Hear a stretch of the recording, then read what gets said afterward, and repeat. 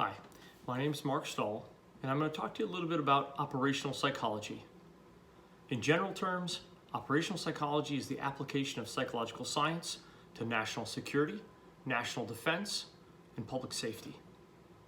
It typically occurs in a consultative relationship with an operational decision maker or organizational decision maker, and its intent is to increase the understanding, awareness, development, and influence of an individual or group. This sort of consultation oftentimes occurs across strategic dimensions, operational dimensions, and tactical dimensions. Operational psychologists provide a broad spectrum of services. Operational consultation may include advising counter-terrorist elements on the behavior of a terrorist cell or violent extremist network, providing training to intelligence analysts and interrogators on ways to build rapport when working with detained subjects who don't share similar cultural or ideological experiences, helping draft strategic communications for leaders in response to an opposing political regime, assisting in the design of personnel screening programs for various occupational specialties, facilitating intelligence debriefings and analysis, enhancing small team performance, or consulting with pilots on human factors associated with distributed decision-making. Let's learn a little bit more about where operational psychology comes from. It was then President Robert Yerkes in 1917, over 100 years ago, who stated, "In the present perilous situation, it is obviously desirable that the psychologists of the country act unitedly in the interest of defense. Our knowledge and our methods are of importance to the military service of our country, and it is our duty to cooperate to the fullest extent and immediately toward the increased efficiency of our Army and Navy." Operational psychology traces its origins back to the profession's involvement in World Wars I and II. During that period in U.S. history, psychologists were relied on to help assess, select, and place military service members based on their suitability for various positions in national security and defense. Between 1917 and 1919, 2 million military inductees were psychologically screened for the Department of Defense using intelligence and aptitude tests. Applied psychological research flourished in the areas of warfighter personality, performance, and selection. Meanwhile, a parallel process was occurring in the application of psychological principles to the post-industrial revolution workforce of America.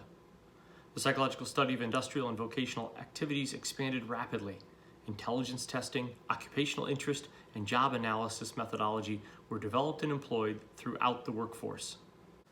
While much can be said about the role that World War I played, it really wasn't until World War II and the creation of the Office of Strategic Services that operational psychology found its path.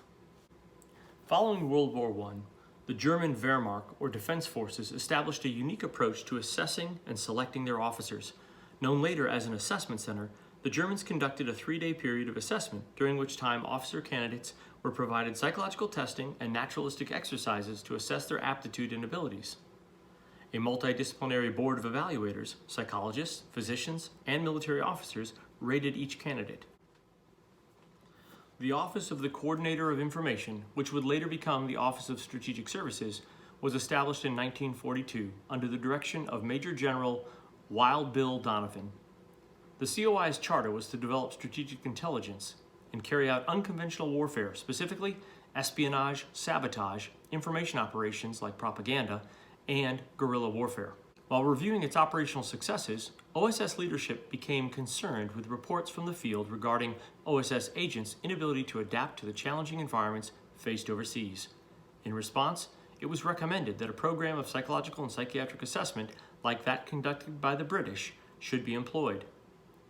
By November 1943, a physical facility had been established and OSS psychologists were put to work assessing candidates for clandestine operations overseas. The OSS was disbanded by an executive order following World War II, and its functions were split between the Department of State and the Department of War. Shortly after this time, the Central Intelligence Agency and the Military Special Forces were created. There seems little doubt that critical remnants of the OSS were used in the formation of both organizations. In the absence of the OSS, operationally minded psychologists continued to provide support to national security and defense elements. Their activities included special operations personnel selection, influence and information operations consultation, indirect behavioral assessments, survival, evasion, resistance, and escape or SEER training support, and interrogation and debriefing support. The attacks of 9/11 and the Twin Towers in New York and the Pentagon in Washington, D.C. were a watershed moment, not only in our country's history, but also in the history of psychology and specifically operational psychology. Given the expertise and the value already demonstrated by practicing operational psychologists in the community, even more were recruited and pressed into service. This rapid expansion, along with a sense of urgency, resulted in clinical psychologists at times being placed in operational positions without proper training and preparation. As a result, natural controversy and concern arose among the community of practicing psychologists, and ethics allegations and other issues quickly surfaced. In response, trained operational psychologists in the military and in the national security apparatus responded as well. The community of operational practitioners stepped up their engagement to dispel such myths surrounding operational psychology and its practice. Interest in this emerging specialty increased, so did the ranks of its practitioners, and scholarship and research in the area followed. The Society for Military Psychology, Division 19 of the American Psychological Association, published a special issue in the Journal of Military Psychology devoted to operational psychology in 2006. Prior to this time, only a handful of articles had been written about psychologists working in operational positions. This landmark series in military psychology was followed by a second special issue specific to operational psychologists working in the national security and intelligence sectors. This series was published by the Society of Consulting Psychology, Division 13 of the APA, in its flagship journal, Consulting Psychology.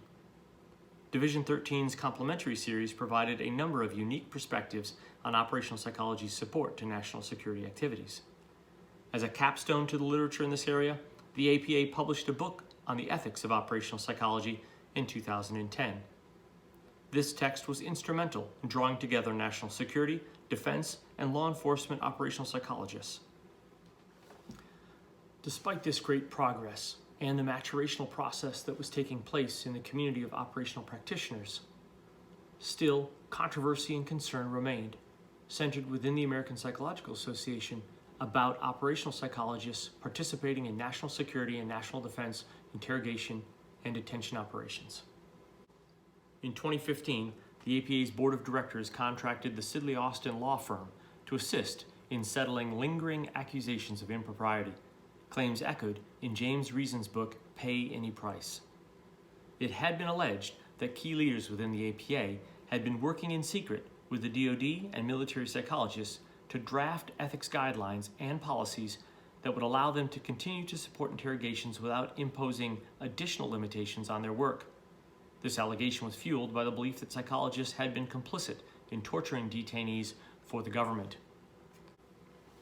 For those of us familiar with those times and the interactions that Department of Defense psychologists and other officials had with APA officials, both from the ethics office and other areas within APA governance, unfortunately, the bottom line is Hoffman got it wrong. Psychologists, unlike lawyers, investigate issues employing a process of critical analysis that starts with a logic statement, a null hypothesis. This approach guarantees a comparative analysis of facts and assumptions. In contrast, attorneys like Mr. Hoffman employ a different methodology with different levels of proof and analytic practices. Typically, one lawyer makes an argument satisfying his client's goals, while the opposing lawyer counters with her own argument refuting those goals. These arguments are presented before a judge or a jury who ultimately decides the truth claims of each. This approach falls well short of the scientific methodology employed by psychologists. Because these two methods hold different standards for data collection and analysis, they easily lead to different conclusions. Mr. Hoffman's report failed to meet our profession's standard when it comes to methods of investigation, and the result was a series of faulty assumptions and conclusions.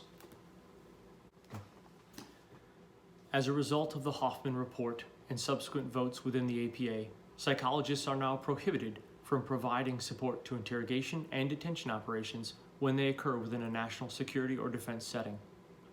Further, psychologists within those settings may not provide voluntary mental health care to detainees within military custody.